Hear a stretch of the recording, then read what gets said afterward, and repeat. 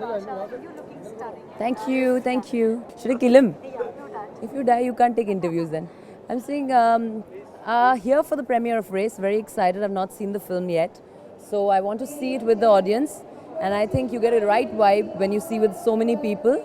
We really worked hard on this film and I hope people also want to see it and people like it. Okay, what do you have to say about Amma Superstar? I mean, another thriller. Well, another thriller with a lot of different kind of casting, different story, great tight screenplay, interesting action, great music. I think if I keep on counting the pluses of Race, it will take me quite some time and I'll miss my film. Music is doing rounds. Something Yes, about music. yes.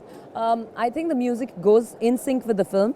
What is important is that it has a romantic ballad, it has bassy, dancey numbers and sensuous numbers. So it's a good mix. It's an interesting mix. As an album, it is already a hit.